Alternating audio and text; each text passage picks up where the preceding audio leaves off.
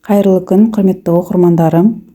Бүгін осындай ерекше дәмді асқабақтан дайындалатын пирог жасаймыз. Жасалу жолы оңай, кәдімгі сметанниктің рецептісіне ұқсайды. Ең алдымен менің каналыма тіркеліп, каналымды қолдап кетулеріңізді сұраймын.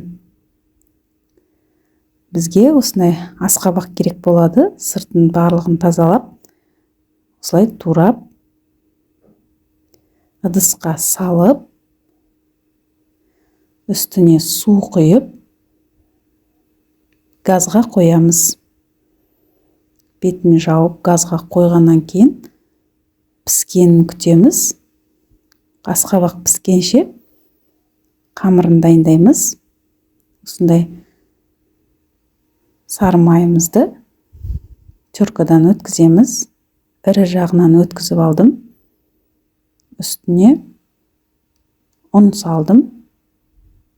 Електен өткізіп отырып.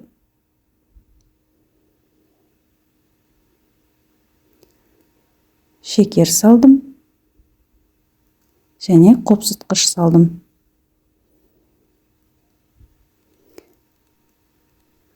Жұмыртқа, бір ғана жұмыртқаны жарып салып, жақсылап қолмен қамыр илейміз. Міне осы қамырды бір шетке қоя тұрамыз. Енді біздің асқабағымыз дайын болды. Асқабақты осылай бір ыдысқа салып, үстіне 2 жұмыртқа саламыз. Жұмыртқа пісіп кетеді деп уайымдамаңыздар.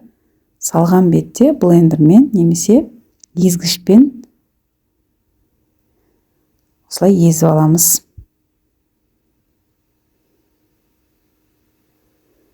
Міне осындай әдемі пюре тәріздес болып шықты. Осының үстіне шекер саламыз. 1 қасық қаймақ және кукуруз крахмалын салдым. Кез келген крахмал жарайды.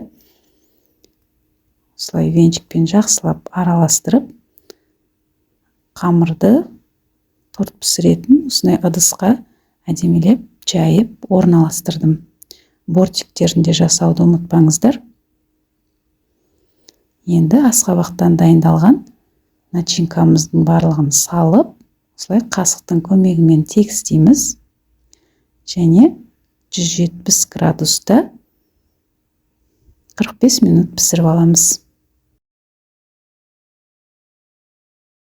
Өте әдемі, түсі де, түрі де, дәмі де өте керемет болып шықты. Өте пайдалы болды. Тура осы рецептпен жасап көріңіздер. Өте ерекше рецепт. Жегенге де өте дәмі керемет болды. Ингредиенттің барлығын описание бөліміне қалдырдым. Міне осылай жеген кезде жұмсақ начинкасымен әдемі болды. Видео ұнаған болса, каналыма тіркеліп қойды ұмытпаңыздар.